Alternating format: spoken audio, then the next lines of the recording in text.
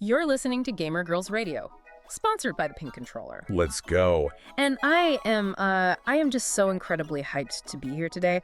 Welcome back for another gaming news update. Yes? It's the big Saturday show. It sure is, and we are breaking down all the game news from the last week, but we're keeping it short this week for the holiday. Exactly, yeah. Happy 4th, America. Happy 4th. We know you've got barbecue plans and fireworks to get to, so we're making this quick. But hey, do not forget to like, comment, and subscribe for news and more. Get those buttons, guys. For sure. And while you are doing that, let me just remind you that thepinkcontroller.com is a really, really good source of gamer merch. It is the best. Yeah, I mean, if you want to look fresh while you're grinding out ranks this weekend, definitely check out thepinkcontroller.com. Absolutely. Okay, so let's jump right into the action because, wow, wargaming is bringing absolute heat to the summer right now in World of Warships. Legends. Oh, man, yeah. They are marking the 250th anniversary of American Independence Day with just completely massive event. 250 years. I mean, you kind of have to go big for a milestone like that, right? Right, yeah. So how exactly does a naval combat game throw a birthday party? Well, by leaning super heavily into the history and, the explosions. Naturally. So they've introduced this thing called the Three Eras of Freedom Collection. Okay. Which basically lets you explore major maritime milestones. And they also rolled out a Big Chief calendar. Wait, Big Chief calendar? How does that work? So you just log in, you complete these daily tasks, and it unlocks Commander Ernest E. Evans for you. Plus a bunch of other historical commander guises. Nice. But the main core loop of the event is all about earning this new event currency, which is called Independium. Independium. Oh my gosh. I love a beautifully absurd video game currency name. Right. It's so good. But what does my hard-earned Independium actually buy me? You use it to get a legendary tier destroyer, the USS Burroughs, and a bunch of special historical skins. But honestly, here's the part that is really sending shockwaves through the community right now. Uh-oh. What do they do? Alongside the event, they dropped a brand new line of U.S. alternative destroyers into early access. Okay, so for someone who maybe doesn't follow the dev cycles closely, what does early access mean in this context? Oh, basically it means players can get their hands on these ships and test them in live combat before they're permanently added to the tech tree. Got it, like a live beta test. Exactly. And these new ships, there's the Kane, the Hughes, the Osborne, and the Christopher, they are entirely shifting the game's meta. Shifting the meta, like fundamentally changing the tactics. Yeah, completely. Because normally if you play a destroyer, your whole strategy is based on stealth. Right, and you're sneaking around. Yeah, you use smoke screens, you hide behind islands, you launch torpedoes from the shadows. It's a very hide-and-seek kind of play style. Yeah. But these new U.S. destroyers are equipped with something called advanced radar.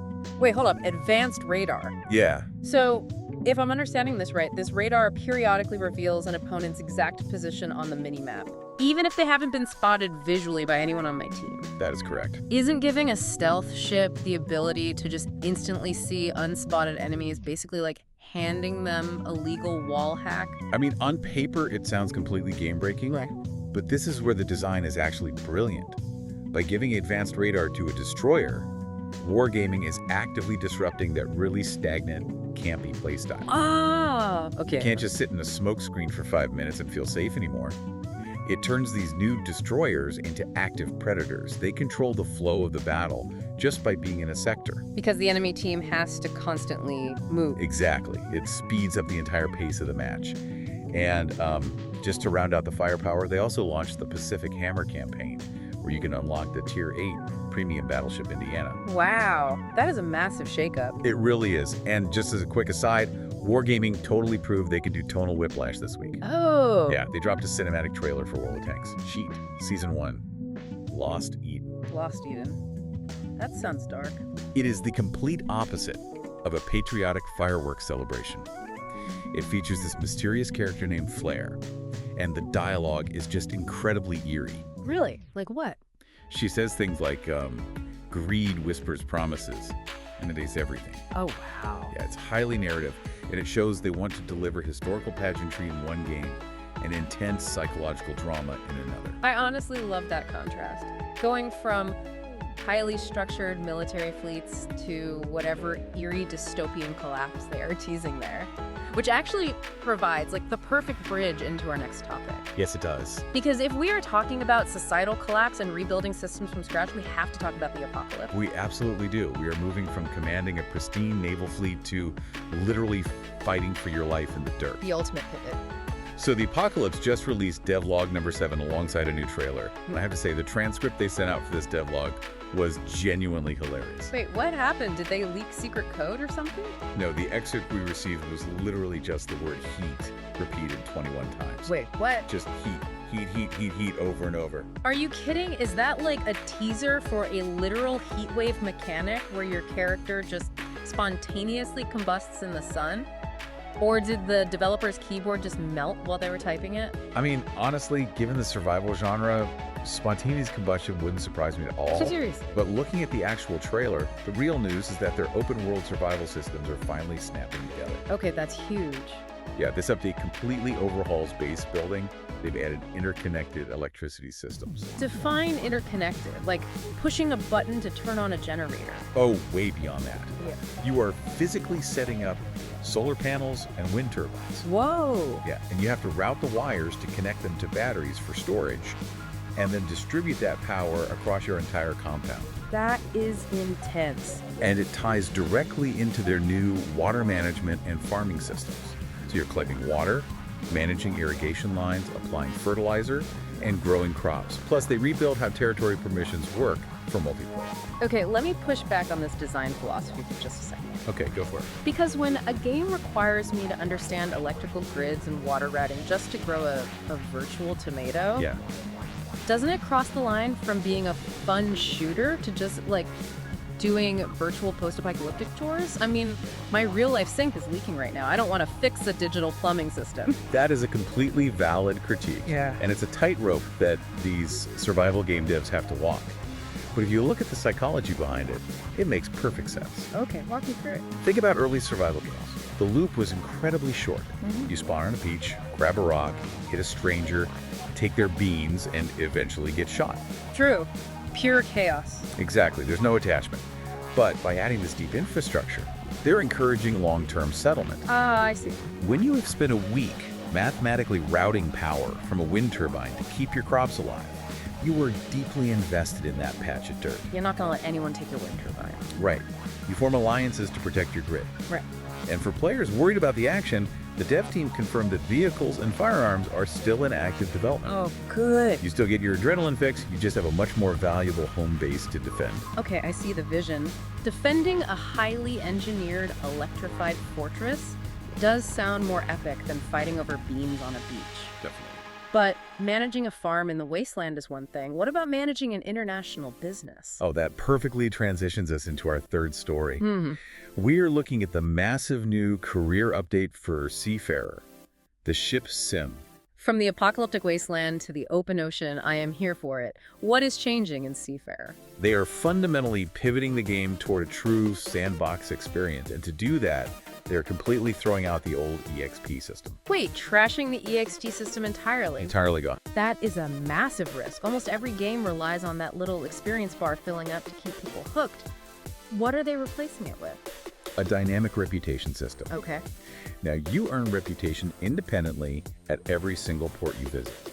Your standing at those specific ports dictates your career. Oh, interesting. Yeah, high reputation unlocks bigger ships and exclusive business opportunities. They also added new story missions wrapping up Teddy's storyline. Nice. And some quirky new features like you can use drones for exploration now, and you even have to manage deck cleaning on the bulk carriers. Deck cleaning. Finally, the thrill of maritime mopping has been digitized. I know, right? But going back to that reputation system, because that is fascinating, it sounds exactly like trying to maintain a 5-star rating on a gig economy app. Yes, But instead of carrying a lukewarm pizza, you are piloting a massive cargo ship. exactly. So if I accidentally scrape the dock and mess up my reputation, am I just banned from the ocean? You won't be banned entirely, but that question gets to the heart of why this is so smart. An EXP bar is inevitable, right? It always goes up. Yeah, eventually. But reputation is volatile. If you damage cargo or miss deadlines, your reputation at that specific port tanks. So the high-paying clients just start calling you. Precisely. The contracts dry up. You might be forced to sail to a completely different continent where your name isn't ruined yet. Oh, wow. Or you have to take slightly sketchy jobs just to rebuild trust. It makes failure actually interesting. The world organically reacts to your choices. I love that. Experiencing the consequences of being a terrible ship captain sounds incredibly entertaining. It really does. But speaking of careers and working for a living in video games, this next one takes the concept of a job to a very dark place. A very weird, dark place. Yes. Yes. If you thought shipping logistics was tough, wait until you experience Dystopicon. I love that title. It is a satirical, dystopian time management life sim, releasing July 27th on Steam for a perfectly cheap price. I am always down for a cheap existential crisis. Set the scene for me. So it's this bleak world where robots took all the jobs, human labor is obsolete, you are a Class 2 citizen, and your government-assigned job is to sit in a room and watch TV. That is how you earn your salary. Hold on a second. Getting paid a government salary to legally do nothing but sit on a couch and watch TV. Yeah. That is not a dystopia. That is my absolute dream scenario. Where is the catch to this couch potato paradise? The catch is the brutal capitalism hiding underneath it. You get paid to watch the screen, but the game forces you to buy every single basic service required to keep yourself alive. Like paying rent and buying groceries. First, you want the lights on, you pay a fee. No way. You want your refrigerator door to physically open so you can eat, you pay a fee. Oh my gosh. The dev was heavily inspired by Philip K. Dick's novel Ubik, where the main character literally has to insert coins into his own apartment door just to leave. So if you run out of money, your own apartment basically holds you hostage. Exactly. You are trapped in this stressful loop of needing to stay glued to the TV just to afford your basic biological existence. That is terrifying. And the backstory of the game is great. The indie dev, Juan Felipe Molina, actually quit his real-life job in 2025 to finish this. Wow. Yeah, he teamed up with 3D artist Seni Almela and 2D artist Mario Alba. So he quit his real job to make a game about having a terrible fake job. That is poetry. It is, and the best part is the player agency. You have options. You can be an obedient citizen, or you can secretly use your TV money to fund a rebellion. Wait, really? There are 14 different endings.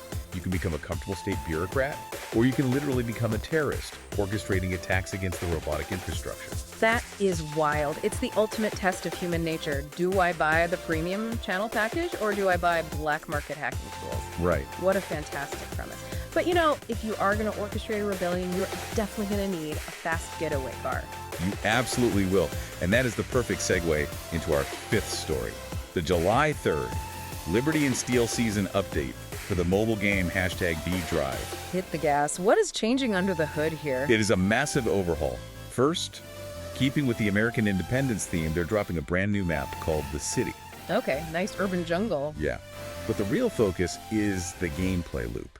They completely ripped out the old card collection system. Interesting, because a lot of mobile games rely heavily on those cards to keep people grinding. Exactly, and #DDrive is moving away from that. Now, you upgrade directly using caps that you physically collect while driving. Keeps you in the action. Yep. They also introduced police damage, which makes the cops hit way harder. High-stakes chases. And they added home turf bonuses. If you drive a car on its home map, you get massive buffs. Plus, 5 brand new vehicles. The Magnate, the Bully, Super Santa. Wait, Super Santa. Super Santa. Yeah. And the Rosso and the Slimy. Okay, I was looking at the notes on this, and I am fascinated by the new stats attached to the car skins. Oh, the coolness and durability. Yes, they added coolness and durability, but tied them directly to the skins. So, throwing a slick paint job on my car literally makes me survive longer against the cops. Yeah. How does looking cool stop a bumper car attack? I love this because it highlights the pure arcade logic of the game. Yeah. It's inspired by 1970s action films, right? Right? In those movies, style is substance. The cool guy always survives. So by tying durability to your health and coolness to your score multiplier, you have to make strategic choices about your vibe. Ah, so it's a risk-reward system based on fashion. Precisely. Do you look like a beat-up junker from Max Armor or a fragile sports car to triple your score? That's awesome. And they replaced the old power-up cards with randomized junkyards on the track. You drive through one, you get a random buff. Oh, so they are leaning into like a roguelite design? Exactly. For anyone unfamiliar, a roguelite means every run is randomized. If you crash, you lose that to run's progress, but keep the currency to upgrade for next time. It turns it into a pure adrenaline-fueled driving experience. That sounds incredibly fun. Look good, drive fast, survive the cops. I am sold. It's a blast. Now, for our final story today, we're going to take those high-speed thrills, hit the brakes completely, and crash straight into a claustrophobic nightmare. Oh, this final game is genuinely terrifying. Bring it on. We are talking about Feed IT. It's an upcoming first-person psychological horror game releasing on Steam on August 17th. Okay. Developed by an Italian team called Games on a Chair and published by a Polish group called Pretty Soon. The indie horror scene always delivers the most unhinged concepts. What is the premise of this one? Well, it utilizes that gritty PSX-style aesthetic. So for anyone who hasn't played horror lately, PSX style means it looks like an old-school, blocky PlayStation 1 game, right? Exactly. With the wobbly textures. Yes, and indie horror loves that because it is inherently ambiguous. Your brain fills in the blurry gaps, which makes it creepier. Totally. But the core mechanic is what stands out. You are locked inside a house, and you share this space with an ever-hungry monster. Nope. Absolutely not. Put me back in the getaway car. It gets worse. This is not a combat game. You aren't hunting for a shotgun. You are in a symbiotic relationship with it. Oh, no. The gameplay loop is a balancing act. You scour this maze-like environment for food, and when you find it, you have a terrible choice.